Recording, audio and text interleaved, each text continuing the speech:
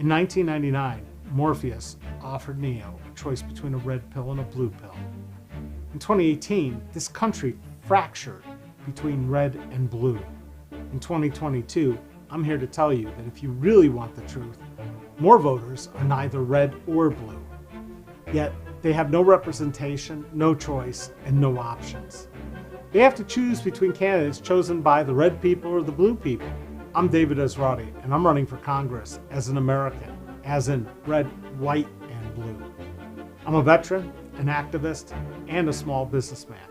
I'm asking you to join me in reminding the professional politicians in Congress who their bosses are.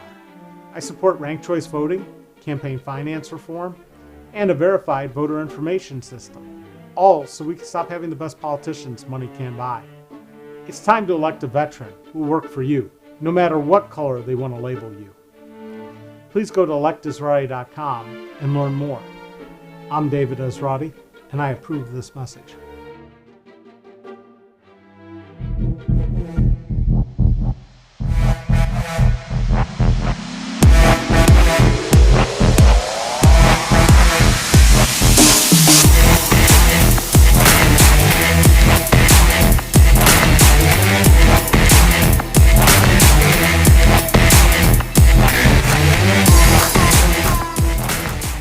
In Jurassic Park, you thought those little baby dinosaurs were cute until they turned into out-of-control carnivores. That's sort of what happens to government when we elect people based on very expensive advertising campaigns and propaganda. I'm David Esrati. I'm a veteran and a small businessman running for Congress. You don't want professional ad people and pollsters to sway your vote. All those hot-button issues like gun control, abortion, borders are all politicized to stop you from voting rationally. And thinking rationally seems to be in short supply these days. Most Americans have been voting against their own best self-interest for a long time because we've allowed money to buy our leaders. 1 million Americans died in the last 2 years because our leaders couldn't lead. It wasn't that hard. Mask, distance, test, and then vaccinate. In an instant, we had billions to spend on healthcare for COVID, when for years we've been told we can't provide healthcare for everyone equally in this country. That's an unintended consequence of the pandemic. If you think about it, our government can pretty much do whatever it wants, or what the people who buy our politicians tell our leaders to do. We also had a ton of money to prop up businesses. The next thing you know, it turns out that a living wage was not only possible, but necessary. As a small businessman who won't sell you out to corporate interests and lobbyists, I can tell you that it's time to fully understand the consequences of companies like Amazon, Facebook, and Google and their effect on small business, and to remind you that small business is the #1 creator of jobs in this country. So this next election, don't trust this ad or any other political ad. Do your homework and think before you vote. It's time to put this ad man in Congress because I know that the best advertising is based on the truth, not the size of the budget or payola. Or you can just vote based on who has the money to buy their way into Congress and live with the consequences. I'm David Esrati, and I approve this message.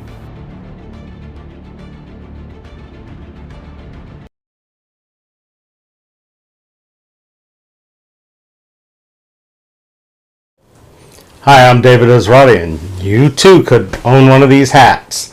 The shop is open at electesrati.com/shop, where you can pick up a shirt, you can pick up a hat and support the campaign, or if you really want to look awesome and have something cool, Shepherd Ferry sign prints framed by Custom Frame Services. Anyway, it is hot as all get out outside, and it's cool here in the studio. A little while ago, we had Channel 7 here and doing an interview because they finally realized Mike Turner does have an opponent coming in November, and they're giving me equal time. Something no other media outlet has done so far. Turner was talking to them about the immigrant situation and how these Republican governors think it's a great idea to ship people over, from Texas or Florida to places like, out front of Joe Biden's house in Connecticut or Kamala Harris's home in D.C., whatever, we don't care. We'll just dump people anywhere. Sort of like Turner was legitimizing the old process of bringing people in from overseas and dumping them anywhere. It was called slavery. We got a problem. Turner's done nothing to fix it in 20 years, and hell, DC hasn't done anything to do it in 50, because in the 80s when I was in the Army, we were still jerking around with Nicaragua and El Salvador, backing the wrong people. But we talked about that yesterday, and I was glad to see so many people here for that, and even more here today. So I got a notice from the League of Women Voters that Mike Turner will not be available next week on the date that's been scheduled for months for candidate interviews. Now note, this isn't a real debate. The League of Women Voters is nonpartisan, and they don't like any kind of conflict. So they would ask him questions, they'd ask me questions, but we're not allowed to ask each other questions or even to really respond to each other. But Mikey won't show up anyways. And why? Well, I don't know. I've been calling his chief of staff, Regina Holman, several times asking for calls back. I've sent emails. I've said, when are we going to do a debate? Crickets. So, a million reasons? Well, number one, he's got $1 million and I don't. Mike likes to only debate people that have raised at least $500,000, because this isn't a democracy. We all know that. It's an auction. And he's got more bidders on him than I've got on me. So if you want to see a debate and you want to get the popcorn out and watch the fireworks take off when we get in the same room together, pony up to electesrati.com/donate and kick in some off your kitty, and we'll be good shape, okay? Because I'm running this campaign bare knuckle broke. I don't have support from 19 billionaires from out of state. I don't have 80% of my money coming from out of state. And I'm not getting bought, sold, and paid for by people from out of state. In fact, my donors actually exist and know me and aren't part of corporate America looking for a deal for their company. So, one thing else that you need to know, this is a live stream town hall. So if you've got questions or you've got something to comment, drop it in the comments on YouTube and I read them and I respond.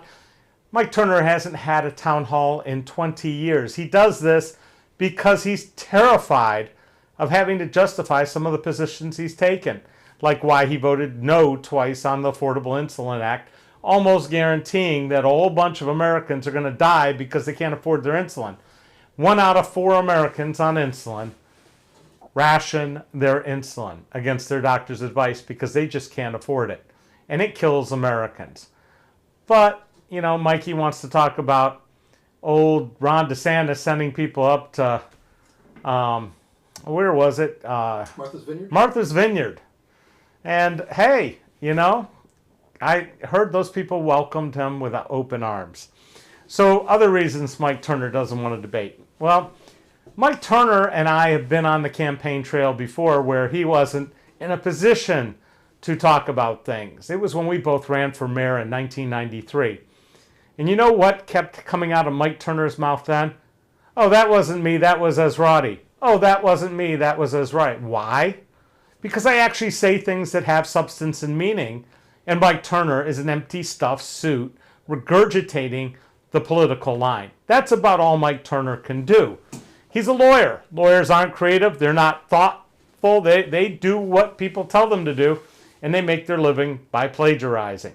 That's what a legal brief is. Plagiarizing a bunch of other legal writing into your brief gets you success in the legal system. So, let's talk about the next real big thing with me and Mike after he won the primary and beat Clay Dixon by 400 votes back in '93. He was having illegal secret meetings of the city commission called work sessions. These are in violation of the charter, which said they are to conduct the city's business in one meeting, public meeting per week, and they specify when it was. So when I found out that they were having these meetings on Monday, I was really surprised.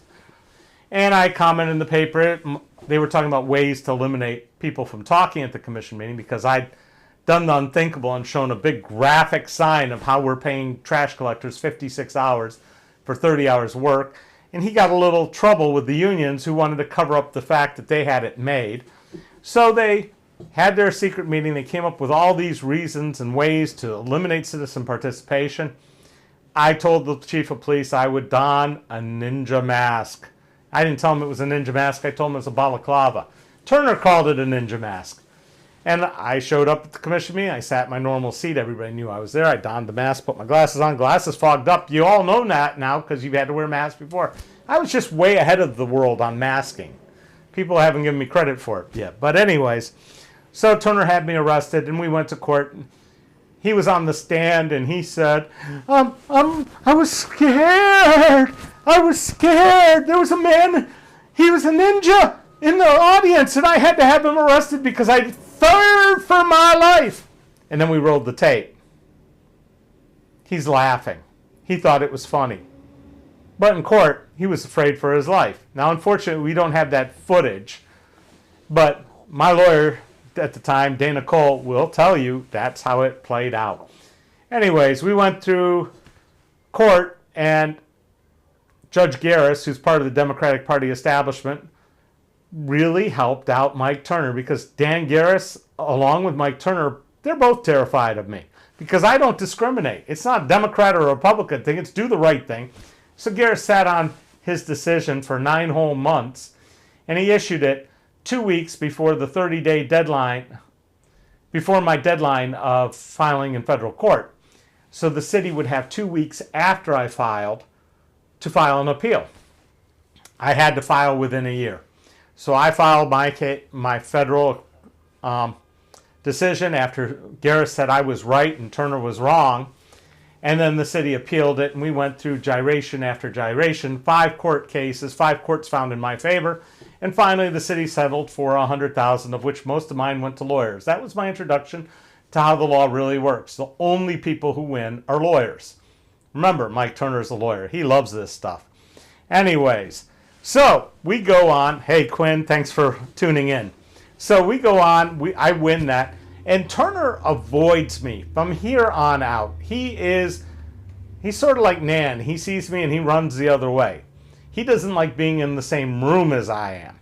And he's managed to avoid that for a long time. And the 3 times I ran for Congress, of course, I never made it past the primary before. And he didn't debate Joe Roberts. He didn't debate Rob Kleppinger, who neither of them raised anywhere near what I've raised. But he did debate a few other people like Teresa Gasper, and he debated Desiree Timms, and he debated, I'm not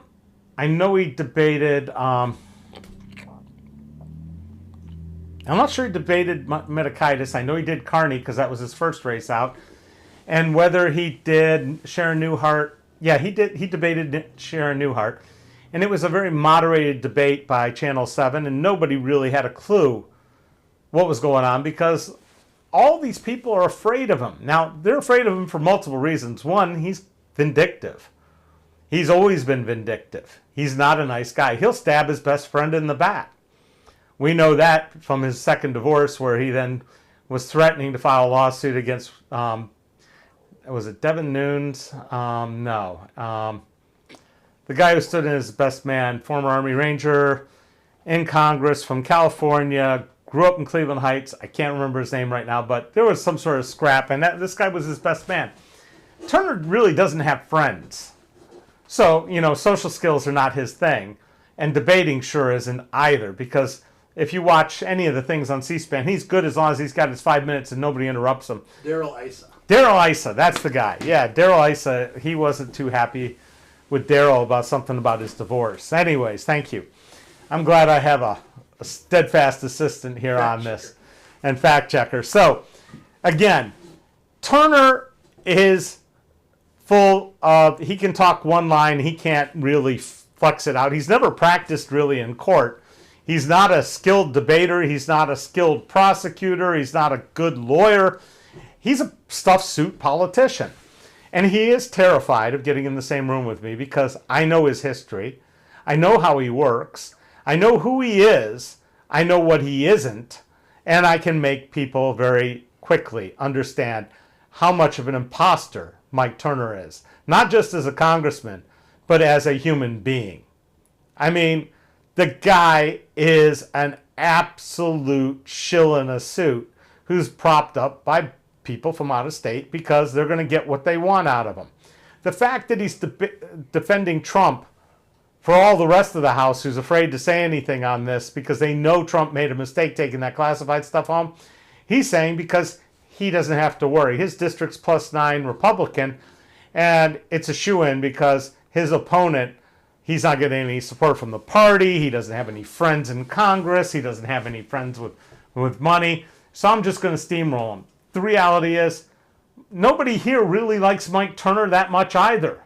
If you know him, you don't like him. And I can't help you with that, Mike. But I can debate you all day long on any subject. And you will end up crying in your shoes. So I told the League of Women Voters, don't worry. I've got the video set up. I can film it here with you. I can film it at the library. We could go to the arcade. We could go any number of places. Our cameras transport and our lights come. We've got camera operators. We've got everything we need. We can film this anytime, any place Mike wants to meet. I don't care if it's over beers at a bar. He can sit over there. I'll sit over here and even make him happier. But the reality is Mike Turner is a chicken hawk. Always has. Talks a good game. But when you get right down to it, he doesn't have much of a backbone or a spine. He's the gutless wonder who's the mouthpiece for the establishment. He's wrong about the top secret documents. You and I both know that. People at the base know that. I'm wondering when Mike Turner's going to get called on the carpet for defending this crap. I'm hoping we get an October surprise with the January 6th commission and we find out the full extent of what was in those folders and documents that Trump took, and Mike Turner sitting there with egg on his face trying to explain to voters real quick how awful I would be as a congressman. So why is, Quinn Stewart's asking, why is it so important to have at least 250 grand before a debate can happen? Well, Mikey's got this threshold basically thinking if you don't have at least $500,000, not 250,000, you're not a real candidate. DCCC seems to think the same thing, and they're doing nothing to help me. So basically, here I am, a Democrat with no party, no help, no assistance, no email blasts from any of these progressive turnout people or anything else. I'm doing it myself. And I'm working in a district that's unconstitutional and +9 Republican. So what have I done? Well, some of it's a little secret. We got some things planned. But I'm going to enlist each and every one of you here real soon to start organizing your friends to communicate with the campaign and communicate to your friends what's going on here. And we're going to ask Mike Turner to debate. In fact, we're going to have a petition going. And we're going to direct all our friends to go sign it until we get, 50,000 names on it or something like that. And then maybe Turner will decide, yeah, maybe I should debate him. Or maybe all those people might just kick in a couple bucks and I'll just run ads that will make Mikey cry. It's not very hard. He gets upset really easy. The veins start popping out in his neck and his forehead when he gets upset and agitated. It's rather enjoyable to watch. So, he's got $1 million plus. I'm sure he's still raising money. He's spending it lavishly on food and drink, food and beverage. He spent $35,000 out of his last haul. He doesn't care. You give him money to run against me, and he spends it on whining and dining. He's been a congressman for 20 years. In 20 years, I had the economics, what's gone on. Inflation's run rampant, and he's done nothing to solve any of it. He loves to spend money. It's just he loves to spend it on national defense. He doesn't consider national defense making sure that you don't get robbed at the hospital or robbed at college when they jack rates up. And he sat there idly by while the Fed has gone on and cranked up your interest rates on your credit cards because he doesn't have an idea how to solve that. I did that video a couple days ago. You could go back and watch that. Mike can complain about all kinds of things and point fingers. What he can't do is offer any solutions. He's pro-gun, he's pro-life, and he's wretched. Absolutely a miserable human being. You've got a comment on Facebook. Oh. Darby O'Shea says that Mike Turner slinks into the Schuster Center now and then, and that he's going to ask him when he's going to debate you next time he sees him. Awesome. Well, Darby must know that Mike lives in Performance Place. He has a condo there. That's what he bought when he left his wife and went down in Centerville and moved into a place where you can't tell if he's home, if he's there.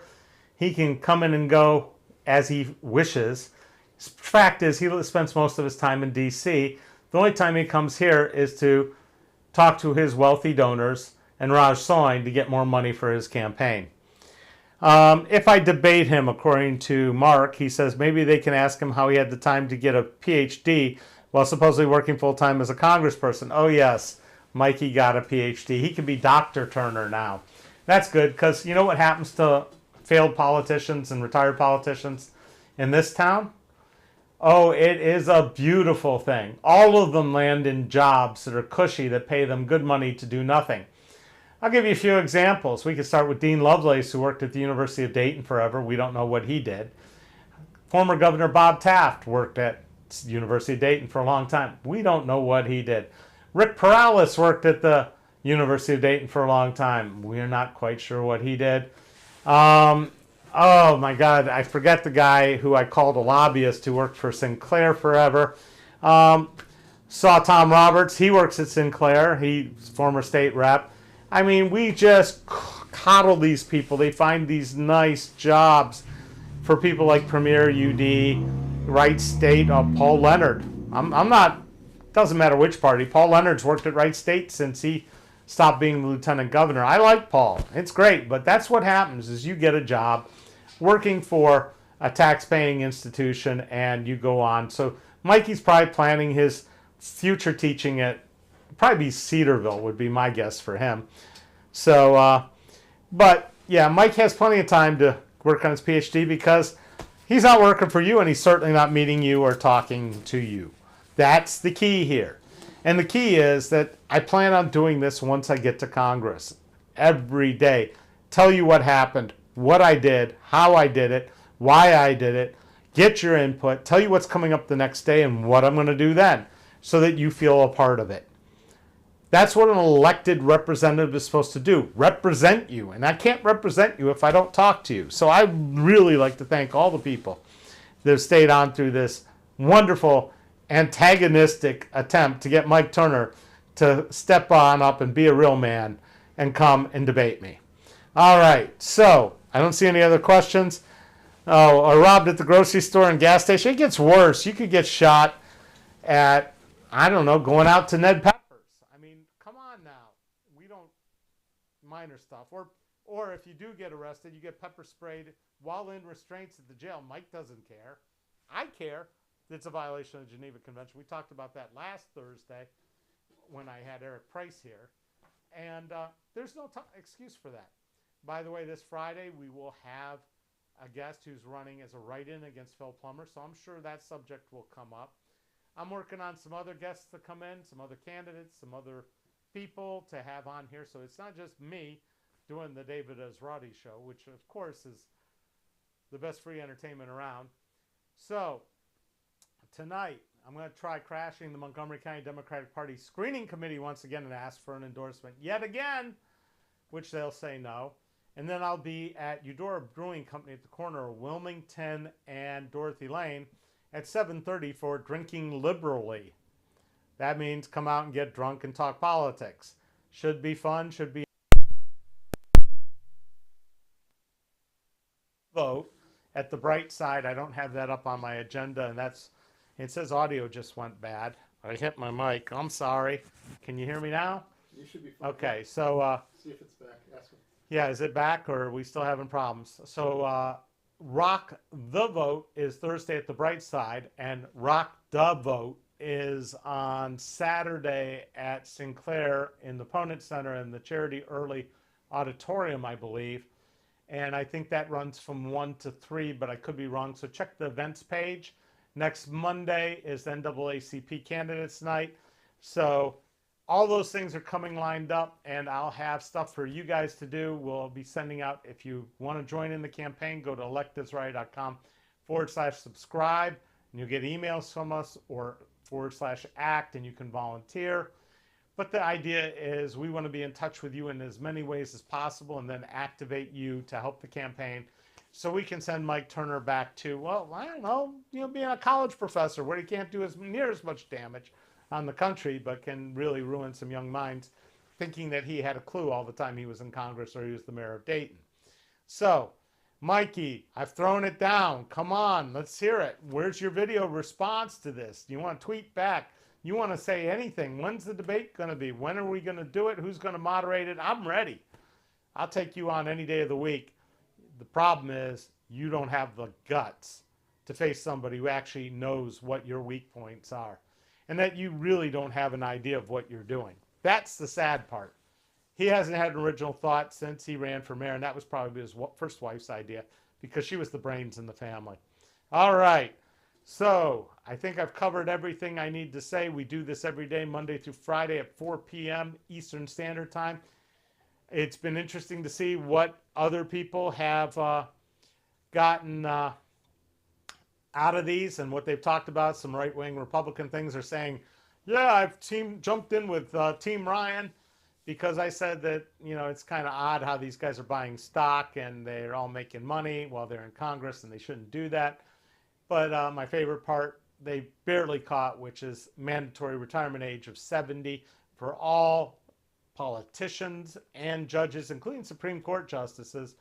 Let's just stop being the country of old fuddy-dud gray-haired granddads. So I'm actually term limiting myself to a whole 5 terms if I do manage to get elected this time, because I want to work for you and I want to help get the next generation of leaders going. But it's not going to be as long as we have these gerrymandered districts picked by politicians to pick their voters for them so that they can't lose, and with a system that's rigged for the rich to buy elections instead of we have auctions instead of elections. And I've got that t-shirt and you can buy it on the store. It's quite popular. So I thank you all for watching. We will be back here tomorrow at 4. We'll have another subject. We'll have another topic. If you got ideas, drop them in the comments. Remember to subscribe. Hit that little dinger bell for notifications so you will know when we go live. And we're good to go. So we'll see you tomorrow. Thank you.